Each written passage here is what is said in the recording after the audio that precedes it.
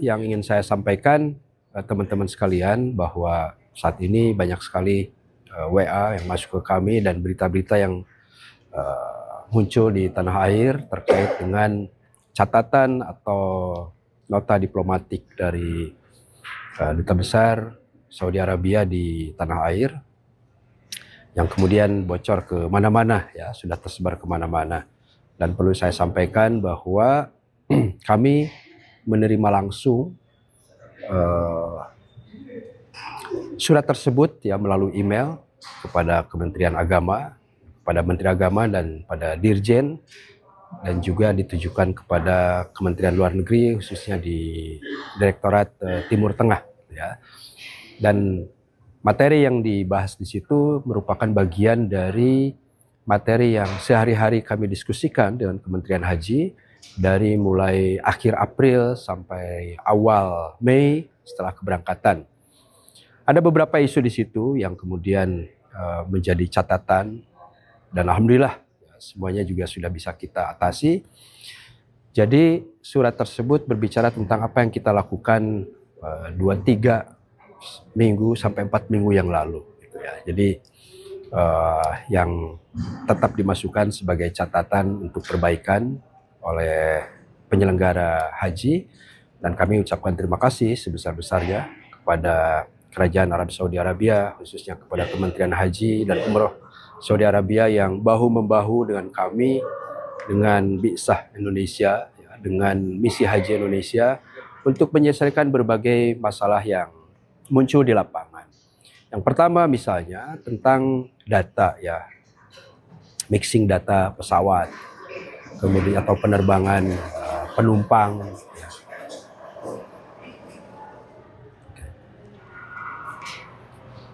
Oke, terkait dengan beberapa isu. Yang pertama misalnya terkait dengan mixing data, ya, atau data yang masuk di dalam e-hajj, data yang masuk di dalam Siskohat, kemudian manifest penerbangan yang ternyata ada beberapa perbedaan nama yang kemudian menghebohkan, dan itu tetap menjadi catatan, masuk dalam catatan nota diplomatik itu, yang alhamdulillah bisa kita tangani, ya, di mana banyak jamaah atau satu pesawat ternyata ada beberapa jamaah yang berbeda.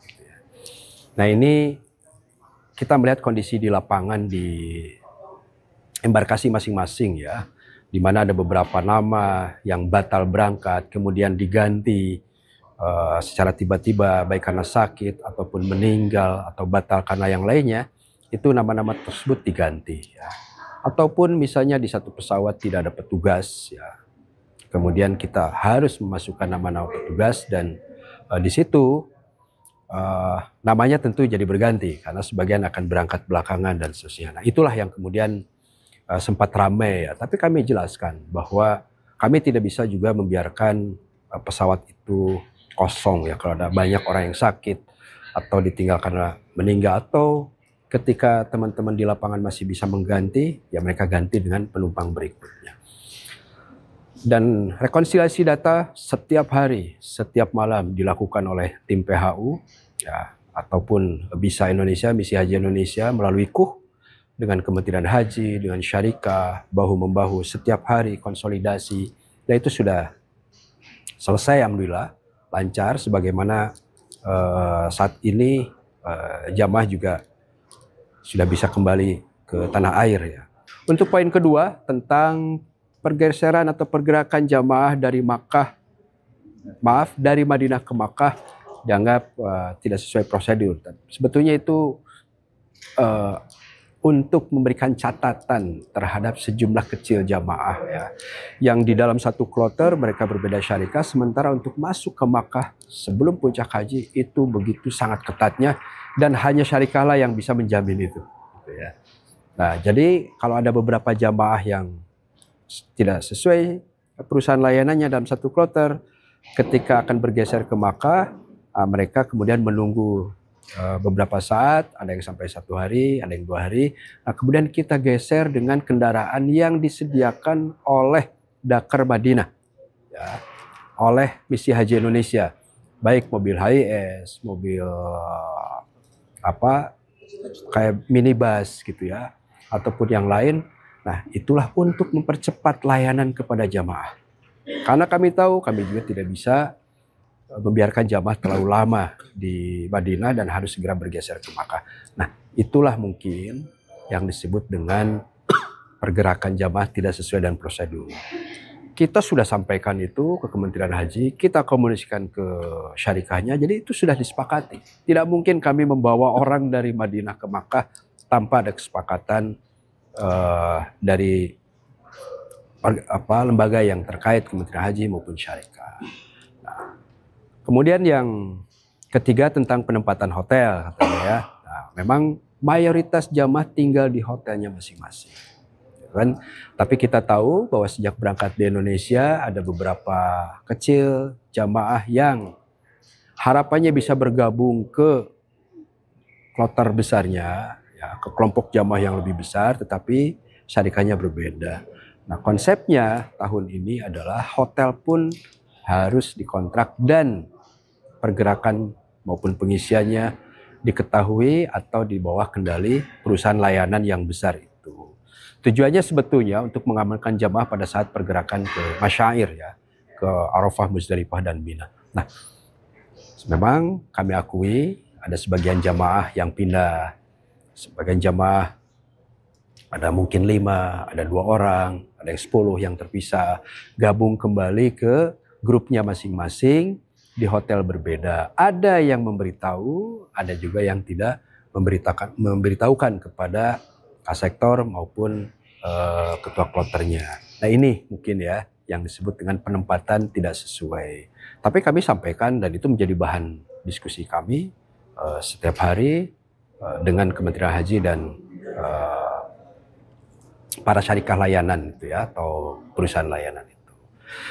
Jadi kalau mayoritas jamaahnya insya Allah ya menempati hotelnya dengan benar sesuai dengan catatannya. Begitu juga penerbangan, mereka menempati penerbangan yang benar, tapi ada sebagian dan itu rentetannya tetap harus kita berikan solusi ya kepada jamaah tersebut. Jadi tujuan atau fungsi kita di Kementerian Agama adalah menyelesaikan masalah-masalah yang muncul di lapangan. Dan alhamdulillah dan koordinasi yang baik dan dukungan dari Kerajaan Saudi, Kementerian Haji yang baik, ya, semua bisa diatasi, ya, termasuk pada saat puncak haji. Nah, kemudian yang keempat itu terkait dengan kesehatan. Itu sejak kami hadir, sejak kami datang pertama kali, saya bulan lalu ya, itu sudah disounding tentang hal tersebut ya, terutama tentang kondisi kesehatan jamaah Indonesia yang memang jumlah lansianya tinggi. Fakta jumlah ristinya tinggi. Kekhawatiran dari pemerintah sini adalah jangan sampai jumlah jamaah yang wafat melebihi tahun lalu, karena ini akan menjadi perhatian.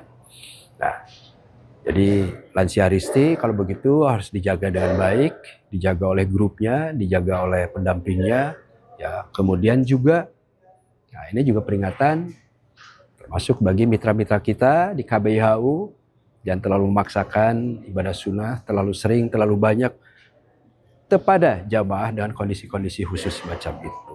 Nah, ini kan masih terjadi lah ya. Nah, jadi catatannya di situ. Harapannya tentu dari kerajaan, khususnya di Kemenhaj melalui nota diplomasi itu atau nota diplomatik itu adalah perbaiki dong, tingkatkan lagi cara menyeleksi jamaahnya. Kalau berat, penyakit tertentu tidak boleh yang harus cuci darah, janganlah diberangkatkan. Nah, ini juga pesan ini sebetulnya luas ya, termasuk juga untuk keluarganya. Ya.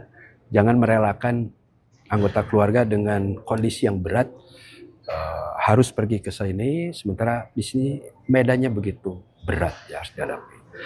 Yang terakhir dalam nota diplomatik itu adalah tentang hadyu, ya, tentang penyembelihan hewan dam, ya.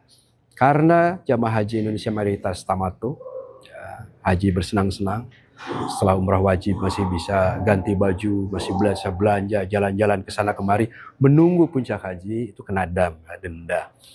Nah, untuk penyembelihan dam,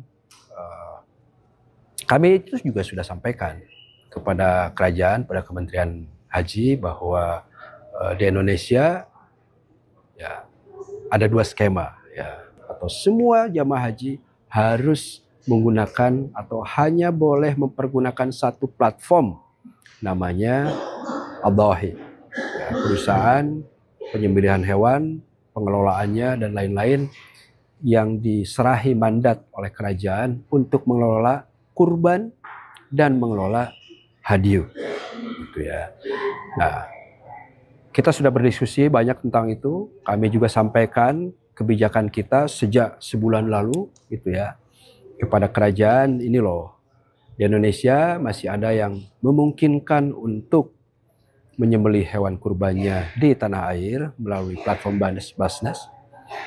Dan kita sudah menyampaikan pesan kepada seluruh KBIH, seluruh jamaah untuk bisa menggunakan platform hadyu dari pemerintah, yaitu pemerintah sini, yaitu Adhahi itu.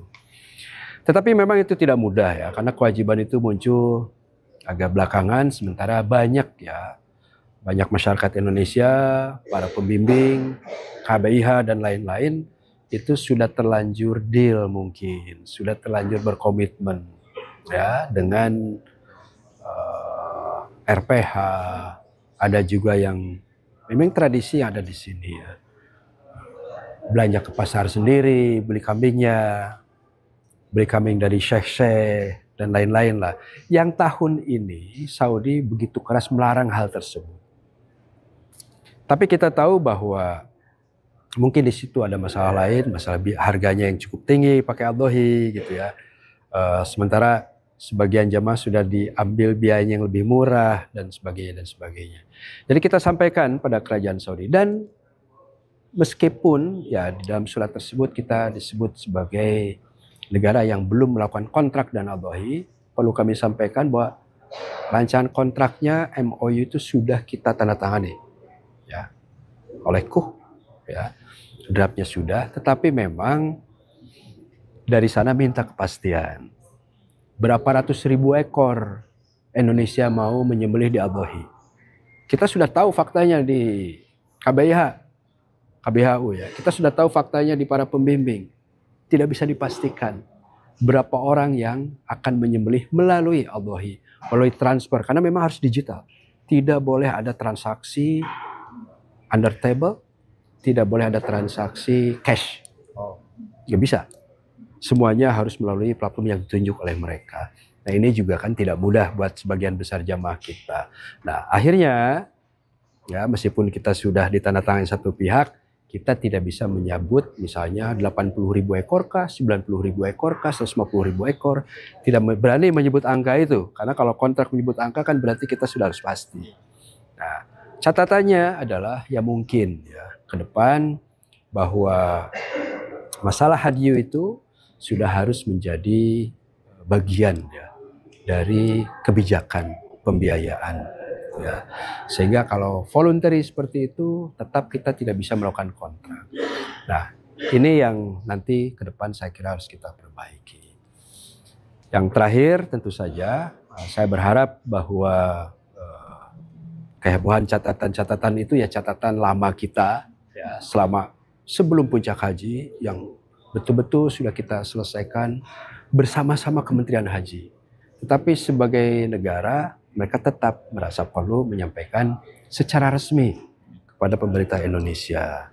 Dan suratnya kami terima, tetapi mengenai bocornya itu di media, siapa yang membocorkan, tujuannya apa, bagaimana, ya silakan nanti ditelusuri ya. Oke? Tapi hanya 3 yang menerima surat itu secara resmi. Menteri Agama, Dirjen Haji, dan Kementerian Luar Negeri melalui ya Direktur Timur Tengah. Nah, nanti Anda coba tanya Pak Direktur Tengah, menyampaikan ke media apa enggak? Ya, kalau enggak berarti dari sumber lain. Ya. Nah, ini saya kira penting, dan tentu saja kita berharap bahwa ini tidak menjadi sesuatu yang rame, ya. Dan pada saat diskusi dan kemudian saat menyelesaikan masalah, ya siang malam itu rapatnya kita setiap hari, Pak.